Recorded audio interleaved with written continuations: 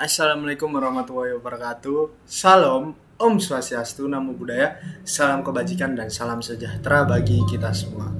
Di sini saya dan kelompok saya lainnya ingin menjelaskan tentang proyek UTS kita, yaitu proyek dari kelompok 19. Proyek yang kita buat yaitu adalah bot Discord. Nah, di sini izinkan saya untuk menjelaskan dulu sebelum rekan-rekan saya, yaitu di sini ada codingan dari kelompok kami yang berjumlah 164 line code. Nah, program ini diawali dengan beberapa baris, yaitu include. Nah, include ini berada di baris pertama sampai line code baris ke-6. Include lain-lain seperti di sini. Program ini mengimpor berbagai library penting yang digunakan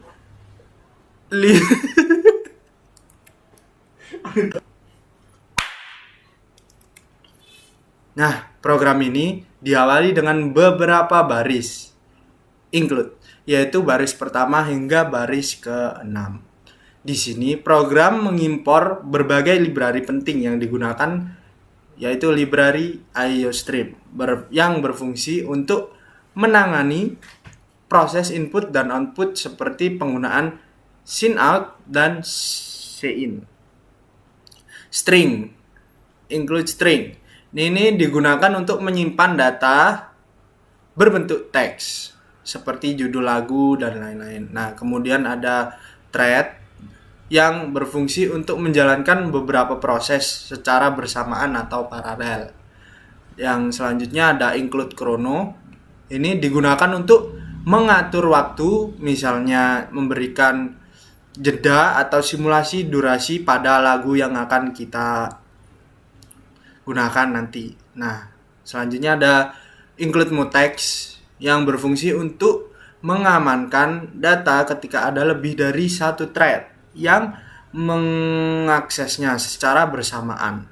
Nah, ini supaya tidak terjadi konflik gitu ya. Dan yang terakhir ini ada include condition variable yang digunakan agar suatu thread bisa menunggu sampai kondisi tertentu terpenuhi. Misalnya menunggu sampai ada lagu yang bisa diputar. Nah, pada baris line code ke-7 ini terdapat perintah using namespace std.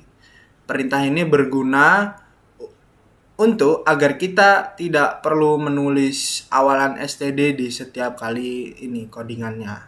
Setiap kali kita menggunakan SYIN, SYNOUT dan atau string. Nah, selanjutnya pada baris 9 hingga 12 terdapat sebuah struktur bernama lagu. Struktur ini berfungsi sebagai node dalam sebuah linked list, di mana setiap node berisi satu judul lagu dan sebuah pointer next yang menunjukkan ke lagu berikutnya. Dengan cara ini, data lagu dapat disimpan secara berurutan dan dinamis tanpa harus menggunakan array dan ukuran yang tepat. Jadi supaya gampang saja begitu. Nah, kemudian mulai dari baris 14 ini kita mendefinisikan struktur bernama queue atau antrian kalau dalam bahasa Indonesianya. Nah, struktur ini itu digunakan untuk membuat antrian lagu, mirip seperti antrian dalam kehidupan nyata. Nah, seperti kita biasanya. Lagu yang masuk itu pertama akan diputar terlebih dahulu. Nah, struktur ini memiliki dua pointer nih, yaitu front untuk menunjukkan lagu paling depan dan rear untuk menunjukkan lagu paling belakang dalam antrian atau queue-nya itu. Nah, keduanya diinisialisasi sebagai null PTR yang artinya antrian awalnya kosong masuk ke dalam dalam fungsi NQ ini, yaitu baris 18 hingga 28. Nih, fungsinya itu untuk bertugas menambahkan lagu ke dalam antrian. Pertama, program membuat node baru berisi judul lagu yang dimasukkan, kemudian dilakukan pengecekan. Jika antrian masih kosong, maka akan ini rear sama dengan 0 PTR. Nah, maka node baru tersebut menjadi front dan rear sekaligus. Namun jika antrian sudah ada isinya, maka node baru diletakkan di belakang antrian dengan mengatur pointer next dari rear agar menunjukkan ke node baru, lalu rear digeser ke node tersebut. Nah, dengan menggunakan cara kelompok kita ini, lagu baru akan selalu ditempatkan di bagian akhir antrian supaya tidak chaos. Selanjutnya di sini ada fungsi DQ atau ya DQ pada baris 31 pada line code 31 sampai 41 ini ya. Fungsi ini berfungsi untuk menghapus lagu dari antrian, yaitu lagu yang berada di posisi paling depan. Pertama-tama, program memeriksa apakah front kosong atau tidak. Jika kosong berarti tidak ada lagu yang bisa diambil dan fungsi mengembalikan ke string kosong. Nah, jika tidak kosong, maka node front ini disimpan dalam variabel sementara, ya ini variabel hapus. Nah, judul lagunya disimpan ke variabel judul. Kemudian pointer front digeser ke node berikutnya.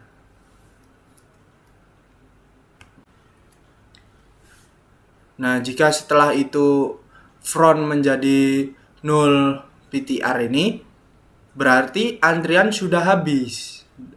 Dan rear juga diset menjadi 0 PTR. Jadi rear-nya jadi 0 PTR juga. Nah, yang terakhir node lama dihapus dari memori menggunakan delete yang ini. Lalu fungsi mengembalikan nama lagu yang dihapus tersebut. Kemudian di baris 43 sehingga line code 45 ini terdapat fungsi isEmpty. Fungsi ini hanya melakukan satu hal sederhana, yaitu mengecek apakah antrian itu kosong atau tidak sih. Nah, jika front bernilai 0 PTR ini, maka fungsi akan mengembalikan ke nilai true-nya. Nah, di sini. Dan yang terakhir pada bagian ini yaitu fungsi hitung rekursif. Yang kita namakan hitung rekursif ini di baris atau di line code 47 hingga 51 ini ya 51. Fungsi ini menggunakan rekursi, yaitu teknik di mana fungsi memanggil dirinya sendiri untuk menyelesaikan tugas. Tujuannya itu supaya ini menghitungnya jumlah lagu itu bisa gampang, bisa terjadi dalam antrian itu lagunya yang kita masukkan atau yang kita request kepada botnya bisa dihitung atau ditampilkan gitu. Nah, jika pointer node ini bernilai 0 PTR, artinya sudah tidak ada lagu lagi yang tersisa. Maka fungsi akan mengembalikan ke angka 0. Namun jika masih ada lagu, fungsi akan mengembalikan ke angka 1. Ditambah hasil pemanggilan fungsi itu sendiri. Nah, ini untuk node berikutnya. Dengan begitu, seluruh lagu dalam antrian akan dihitung satu persatu hingga habis.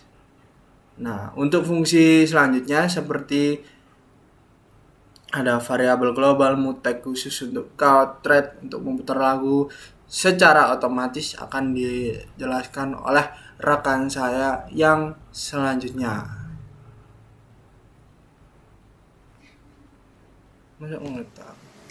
Oke, jadi di sini saya akan melanjutkan mengenai penjelasan dari teman saya sebelumnya tentang program bot antrian ya, antrian bot Discord lebih tepatnya. Nah, di sini saya akan menjelaskan lebih spesifik mengenai cara kerja thread antrian untuk bot Discord. Sebelumnya mohon maaf karena video saya merekam videonya secara terbatas. Terbatas karena laptop saya tidak begitu mumpuni buat ngerekam. Jadi saya emang ngerekam pakai HP. Oke, langsung saja pada program.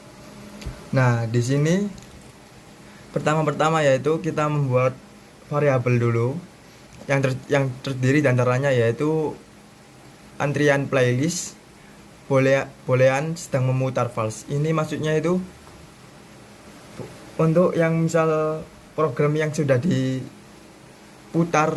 sama dengan false, yaitu berhenti gitu. Lalu mutex MTX itu ada di library mutex. MTX itu maksudnya itu utama ya, mutex utama. Lalu ini ada mutex conmutex, yaitu untuk mutex khusus untuk menghitung. Lalu ini ada variable CV yang terdapat pada library condition variable. Nah, lalu selanjutnya yaitu treat untuk memutar lagu secara otomatis. Nah, di sini kita langsung kita buat aja mendeklarasikan player. Setelah itu while true yang artinya itu, nah di sini itu kita membuat perulangan menggunakan while, yang dimana while tanda kurung true itu dia itu akan terus berjalan. Nah, untuk di bawahnya yaitu unique log ini tuh berguna untuk mengunci lagu. Untuk lebih spesifiknya akan saya jelaskan nanti. Lalu ini cv.write itu kalau misal user memasukkan input, dia itu akan di write alias di hold dan di log. Jadi ini tuh gunanya seperti itu, dengan keterangan tunggu sampai ada lagu. Jadi kalau ada lagu itu dia tuh nge-hold dulu, ditunggu gitu. Nah, langsung pada bawahnya yaitu sedang memutar true, yang artinya lagunya itu sudah dijalankan. Nah, di sini ada perulangan lagi di dalam perulangan dengan keterangan atau alur kerjanya yaitu playlist. Ini tuh maksudnya itu program yang di input user itu akan masuk. Nah, setelah itu string judul sama dengan playlist DQW. Itu maksudnya gimana? Jadi kalau misal di sini ada antriannya 3 1 2 3. Jadi yang diambil itu misal 3. Nah, di situ kan ada keterangan DQW alias penghapusan ya. Jadi yang di antrian ini akan dihapus. Jadi di antrian ini tinggal 1 2 dan ambilnya itu cuma 3. Jadi dia itu memutar hanya 3 maksudnya itu judulnya ini itu. Nah, selanjutnya yaitu log. Ini tuh sebenarnya itu buat outputnya ya, output user itu dikunci. Biar kenapa? Biar itu aman aja, biar tidak terjadi adanya tabrakan atau race condition. Nah, selanjutnya yaitu log unlock. Itu yang dimana itu ketika log unlock, yang dimana log unlock itu misal di sini tuh ada lagu 1 2 3 4. Nah, log unlock ini itu berguna untuk dia itu nge-unlock. Lalu di bawahnya yaitu this street